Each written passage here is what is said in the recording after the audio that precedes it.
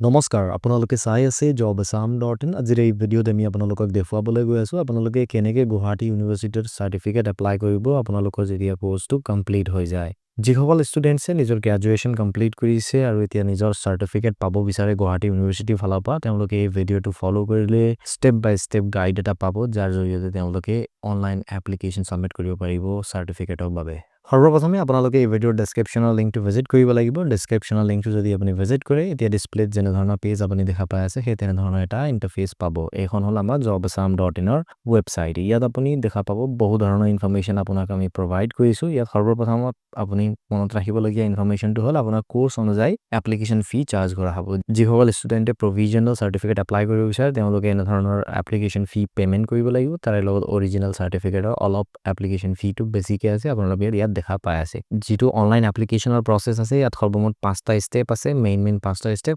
সৰ্বপ্ৰথমে আপোনালোকে এটা একাউন্ট বনাব লাগিব একাউন্ট বনাওতে আপোনালোকে আপোনালোকৰ পাসপোৰ্ট সাইজ ফটোগ্ৰাফ সিগনেচাৰ আৰু এটা ভ্যালিড আইডি প্ৰুফ দিব লাগিব আধাৰ কাৰ্ড ভোটাৰ আইডি বা যিকোনো ধৰণৰ এটা গভৰ্নমেন্ট আইডি প্ৰুফ হ'ব পাৰে সেই আইডি প্ৰুফটো আপোনালোকে 100 KB তলত বনাই স্ক্যান কৰি ৰেডি কৰি ৰাখিব লাগিব তাৰ পিছত আপোনালোকে যেতিয়াই ৰেজিষ্ট্ৰেচনটো কমপ্লিট কৰিব আপোনালোকে এটা জিআৰডি ৰ পৰা আৰম্ভ হোৱা এটা ৰেজিষ্ট্ৰেচন আইডি পাব সেই আইডিৰ জৰিয়তে আপোনালোকে সেই পৰ্টেলত লগইন কৰিব লাগিব যেতিয়া আপোনালোকে লগইন কৰিব আপোনাৰ ডিটেইলছটো দি তাৰ পিছত আপোনালোকে আপোনালোকৰ ডকুমেন্টৰ ডিটেইলছ দিব লাগিব অৰ্থাৎ আপুনি কেনে ধৰণৰ ডকুমেন্ট বিচাৰে আপোনালোকে সাৰ্টিফিকেট বিচাৰে নে মাৰ্কশিট বিচাৰে বা ডুপ্লিকেট সাৰ্টিফিকেট বা মাইগ্ৰেচন এই বহুত ধৰণৰ অপচন থাকিব সেই পৰ্টেলত আপোনালোকক যেহেতু সাৰ্টিফিকেটৰ প্ৰয়োজন হৈ আছে সেই সাৰ্টিফিকেট এপ্লাই কৰিব লাগিব আপোনালোকে যেতিয়া সাৰ্টিফিকেটটো এপ্লাই কৰিব তেতিয়া এপ্লাই কৰোতে আপোনালোকে কেইটামান ৰিকোয়াৰ্ড ডকুমেন্ট আপলোড কৰিব লাগিব যেনে আপোনালোকৰ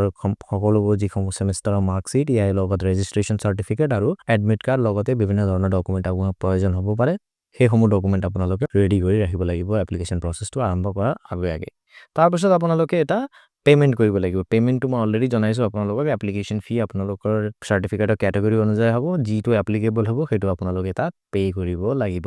এতিয়া এপ্লিকেশন কেনেকৈ কৰিব সেইটো আমি আপোনাক দেখুৱাবলৈ গৈ আছো সৰ্বপ্ৰথমে যেহেতু মই আপোনাক কৈছিলো ৰেজিষ্টাৰ কৰিব লাগিব ৰেজিষ্টাৰ কৰিবলৈ আপোনালোকে এই যিখন ৰেজিষ্টাৰৰ বাটন আছে এইখন বাটনত ক্লিক কৰিব লাগিব ইয়াত গৈ আপোনালোকে আপোনালোকৰ ৰেজিষ্ট্ৰেচন কমপ্লিট কৰিব লাগিব এতিয়া ৰেজিষ্ট্ৰেচন কৰিবলৈ আপোনালোকে এই ৰেজিষ্টাৰ বাটনটোত ক্লিক কৰিব লাগিব যেতিয়া আপোনালোকে ৰেজিষ্টাৰ অপচনটো ক্লিক কৰিব আপুনি দেখা পাব এনে ধৰণৰ এটা ইন্টাৰফেস ইয়াত আপুনি দেখা পাই আছে আপোনাৰ পৰা ৰেজিষ্ট্ৰেচন নম্বৰ বিচৰা হৈছে ইয়াৰ লগত ক্যান্ডিডেটছৰ নাম বিচৰা হৈছে ফাদাৰ্স নেম বিচৰা হৈছে এই যিখন ৰেজিষ্ট্ৰেচন নম্বৰটো বিচাৰি আছে সেইটো হল আপোনাৰ যিখন গুৱাহাটী ইউনিভাৰ্চিটিৰ ৰেজিষ্ট্ৰেচন সেইটো আপুনি আপোনাৰ ৰেজিষ্ট্ৰেচন সাৰ্টিফিকেটত পাই যাব সেই নম্বৰটো ইয়াত দিব লাগিব তাৰ পাছত আপোনালোকৰ যিসমূহ ডিটেইলছ আছে ইয়াত দেখা পাই আছে যিসমূহ বেসিক ইনফৰমেশন আপোনাৰ পৰা বিচাৰা আছে সেইটো আপুনি 1 বাই 1 দি দিব তাৰ পাছত আপোনালোকৰ mobile number email address ID প্ৰুফৰ কেনেকুৱা আইডি প্ৰুফ আপুনি দিব গৈ আছে সেই আইডি প্ৰুফসমূহৰ আধাৰ কাৰ্ড হয় যদি আধাৰ কাৰ্ডৰ নম্বৰ ইয়াত দিব লাগিব বা ড্ৰাইভিং লাইসেন্স হয় যদি ড্ৰাইভিং লাইসেন্সৰ নম্বৰ দিব লাগিব সেই তেনে ধৰণে এই আইডি প্ৰুফ নম্বৰত আপুনি সেই নম্বৰটো দিব ইয়াৰ পাছত কৰেসপন্ডেন্স এড্ৰেছ দিব লাগিব যদি আপোনালোকৰ কৰেসপন্ডেন্স এড্ৰেছ আৰু পাৰ্মানেন্ট এড্ৰেছ একে হয় তেন্তে এই যিখন টিক বক্স আছে ইয়াত টিক কৰি দিব লাগিব ইয়াৰ পিছত আপোনালোকৰ যিসমূহ ফটোগ্ৰাফ সিগনেচাৰ আৰু আইডি প্ৰুফৰ যিটো আইডি প্ৰুফৰ নম্বৰ আপুনি ওপৰত দিছে সেই আইডি প্ৰুফৰ একটা কপি ইয়াত আপলোড কৰিব লাগিব মনত ৰাখিব ফাইল সাইজটো এই হকেবিতকে তলত হ'ব লাগিব যেতিয়া আপুনি আপলোড কৰে আৰু ইয়াত এটা কৰি আপোনালোকে ইয়াত ফাইল আপলোড কৰি ৰেজিষ্টাৰ বাটনটোত ক্লিক কৰিব লাগিব যেতিয়া আপুনি ৰেজিষ্টাৰ বাটনটো ক্লিক কৰিব আপোনাৰ ওচৰত এনে ধৰণৰ এটা মেছেজ আহিব ইয়াত দেখা পাই আছে আপুনি your registration has been completed ইয়াত আপোনাক এটা ৰেজিষ্ট্ৰেচন আইডি আৰু এনৰলমেন্ট নম্বৰ দিছে এনৰলমেন্ট নম্বৰটো হল আপোনাৰ যিখন একচুয়াল গুৱাহাটী ইউনিভাৰ্চিটিৰ ৰেজিষ্ট্ৰেচন নম্বৰ আৰু ৰেজিষ্ট্ৰেচন আইডিটোৱে হল আপোনাৰ প্ৰয়োজন হোৱা বস্তু এই যেটো GRD 1630 এনেকুৱা যিখন নম্বৰটো আৰম্ভ হৈ আছে এই নম্বৰটো আপুনি কপি কৰি ৰাখিব লাগিব অৰ্থাৎ এই নম্বৰটো আপোনাৰ পাছলৈ লগইন কৰিবলৈ প্ৰয়োজন হ'ব এতিয়া লগইন কৰিবলৈ আপোনালোকে কি কৰিব লাগিব এই যিখন ক্লিক হিয়াৰ ফৰ লগইন এইখন বাটনত আপুনি ক্লিক কৰিব লাগিব অথবা আমাৰ যিখন ওয়েবসাইটত আমি যেতিয়া ৰেজিষ্টাৰ কৰিছিলো সেই ৰেজিষ্টাৰ সাইটত আপুনি লগইন অপচন পাইছিলে সেইটোতো ক্লিক কৰিলে হৈ যাব এতিয়া আমি ইয়াত লগইন অপচনটোত ক্লিক কৰিম যেতিয়া আপুনি লগইন অপচনটোত ক্লিক কৰিব আপোনাৰ ওচৰত এনে ধৰণৰ ইন্টাৰফেস আহিব এই ইন্টাৰফেসত সৰ্বপ্ৰথমে আপুনি দেখা পাই আছে ইউজাৰ আইডি বিচৰা হৈছে আপোনাৰ পৰা যিখন ইউজাৰ আইডি হয় সেইটো হ'ব আপোনাৰ GRD যিটো আপোনাৰ আইডি বনিছিলে অলপ সময় আগত মই নোট কৰিবলৈ কৈছিলো এটা এন্টাৰ কৰি দিব লাগিব আৰু তাৰ পিছত যিখন পাসওয়াৰ্ডৰ ফিল্ড আছে ইয়াত আপুনি DDMMYY ফৰ্মেটত আপোনাৰ ডেট অফ বাৰ্থ দিব লাগিব সেই ডেট অফ বাৰ্থটো এণ্টাৰ কৰাৰ পাছত আপুনি যিখন লগ ইন বাটন আছে সেই বাটনটোত ক্লিক কৰিব লাগিব যেতিয়া আপুনি বাটনটো ক্লিক কৰিব আপোনাৰ ওচৰত এনে ধৰণৰ এটা ড্যাশবোৰ্ড লোড হ'ব ইয়াত দেখা পাই আছে ষ্টুডেন্ট প্ৰফাইল ইয়াত আপোনাক কেইটামান বেসিক ইনফৰমেশন দেখুৱা হৈছে ইয়াৰে লগত আপোনালোকে দেখা পাই আছে বাওঁফালে এটা মেনু আছে ইয়াত মেনুত দেখা পাই আছে ড্যাশবোৰ্ডৰ তলত দেখা আছে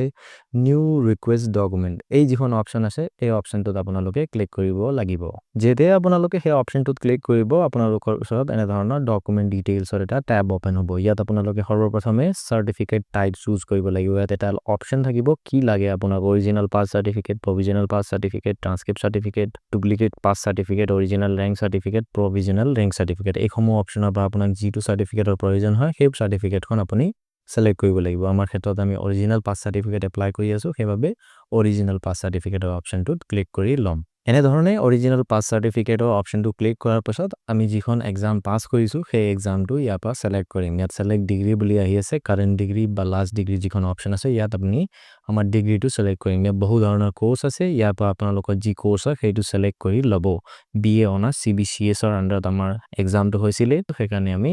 বিএ অনাৰ্স সিবিসিএস অপচনটো সিলেক্ট কৰি লৈছো তাৰ পাছত আপোনালোকে দেখা পাই আছে সোঁফালৰ বক্সত সাবজেক্ট খুজি আছে অৰ্থাৎ আপোনালোকে কোনটো সাবজেক্টত অনাৰ্স লৈছিল সেই সাবজেক্টটো ইয়াৰ পৰা সিলেক্ট কৰিব লাগিব ইয়াত বহুকেইটা সাবজেক্ট আছে আমাৰ যিখন এপ্লিকেবল হয় সেই সাবজেক্টটো আমি ইয়াৰ পৰা সিলেক্ট কৰি লৈছো সেই একে ধৰণে আমি কোনটো বৰ্ষত আমাৰ যিখন ফাইনেল সেমিষ্টাৰ হয় সেই এক্সামখন দিছিলো সেই সেমিষ্টাৰ বৰ্ষটো সিলেক্ট কৰিব লাগিব তাৰ পাছত আপোনালোকে আপোনালোকৰ ৰোল নাম্বাৰ দিব লাগিব যিখন ৰোল নাম্বাৰ আপোনালোকৰ এডমিট কাৰ্ডত থাকিব সেই একে ধৰণে হাইফেন লগাই যেনে ধৰণৰ আছে তেনে ধৰণৰ আপোনালোকে আপোনালোকৰ ৰোল নাম্বাৰ এন্টাৰ কৰিব লাগিব তাৰ পাছত আপোনালোকে সোঁফালে দেখা পাই আছে ডিপাৰ্টমেন্ট বা কলেজ এই ইয়াৰ পৰা আপোনালোকে যিখন আপোনালোকৰ কলেজ হয় যৰ পৰা আপোনালোকে কোৰ্সটো কমপ্লিট কৰিছে সেই কলেজৰ নামটো সিলেক্ট কৰিব লাগিব এনে ধৰণে কলেজৰ নাম সিলেক্ট কৰাৰ পাছত আপোনালোকে যিখন সেভ লিখা বাটন আছে সেই বাটনটোত ক্লিক কৰিব লাগিব যেতিয়া আপোনালোকে সেভ লিখা বাটনটোত ক্লিক কৰিব আপোনাৰ ওচৰত এনে ধৰণৰ ডকুমেন্ট আপলোড কৰা পেজ আহিব ইয়াত দেখা পাই আছে marksheet grade sheet PhD award list সৰ্বপ্ৰথমে আপোনালোকে আপোনালোকৰ যিসমূহ মাৰ্কশিট আছে সকলো সেমিষ্টাৰ সেই মাৰ্কশিটসমূহ ইয়াত আপলোড কৰিব লাগিব প্ৰথমৰ বক্সত ইয়াত আমাৰ ক্ষেত্ৰত আমি মাৰ্কশিট আৰু ৰেজিষ্ট্ৰেচন সাৰ্টিফিকেট আপলোড কৰি দিম যিখন ৰেজিষ্ট্ৰেচন সাৰ্টিফিকেট আপুনি ৰেজিষ্টাৰ কৰি ডাউনলোড কৰিছিলে সেই ৰেজিষ্ট্ৰেচন সাৰ্টিফিকেট সেকেন্ডৰ অপচনত আৰু প্ৰথমৰ ফিল্ডত আমি সকলোবোৰ আমাৰ যিসমূহ মাৰ্কশিট আছে সেইসমূহক একগোট কৰি এটা পিডিএফ বনাই ইয়াত আপলোড কৰি দিম নিজৰ ডকুমেন্টসমূহ সিলেক্ট কৰাৰ পিছত আপোনালোকে সেভ এণ্ড কন্টিনিউ লিখা বাটনটোত ক্লিক কৰিব লাগিব যেতিয়াই আপোনালোকে সেভ এণ্ড কন্টিনিউ লিখা বাটনটোত ক্লিক কৰিব আপোনাৰ ওচৰত ডকুমেন্ট আপলোডেড সাকসেসফুলি বুলি এনে ধৰণৰ এখন পেজ ওলাব ইয়াৰে লগত আপোনালোকে দেখা পাই আছে আপোনালোকৰ এপ্লিকেবল এপ্লিকেশন ফি ডিটেইলছ ওলাইছে ইয়াত আমাৰ ক্ষেত্ৰত 830 টকা অনলাইনৰ জৰিয়তে পে কৰিব লগা আছে আপোনালোকে এই কন্টিনিউ ফৰ পেমেন্ট লিখা যিখন বাটন আছে এই বাটনত যদি ক্লিক কৰি দিয়ে আপোনাৰ ওচৰত এনে ধৰণৰ অনলাইন পেমেন্ট কৰা এটা অপচন আহিব ইয়াত আপোনালোকে debit card credit card net banking বা ইউপিআই জৰিয়তে নিজৰ পেমেন্ট কৰিব পাৰে যেতিয়া আপোনাৰ পেমেন্টটো সাকসেসফুল হ'ব আপোনাৰ ওচৰত এনে ধৰণৰ পেমেন্ট সাকসেস বুলি কৈ এটা মেছেজ আহিব এই মেছেজত আপোনাৰ এমাউন্টৰ ডিটেইলছ লগতে অৰ্ডাৰ নম্বৰ এই সকলোবোৰ ডিটেইলছ থাকিব ইয়াৰ পাছত আপোনালোকে ক্লিক হেয়াৰ টু কন্টিনিউ লিখা বাটনটোত ক্লিক কৰিব লাগিব যেতিয়া আপুনি ক্লিক হেয়াৰ টু কন্টিনিউ লিখা বাটনটোত ক্লিক কৰিব আপোনাৰ ওচৰত একে আগৰ দৰে লগইনৰ এটা অপচন ওলাব ইয়াত আপোনালোকে আপোনালোকৰ সেই জিআৰডি পৰা আৰম্ভ হোৱা ইউজাৰ আইডি আৰু যিখন ডিডিএমএম ৱাইৱাই ফৰ্মেটৰ ডেট অফ বাৰ্থ পাছৱৰ্ড হিচাপে দি আকৌ লগইন কৰিব লাগিব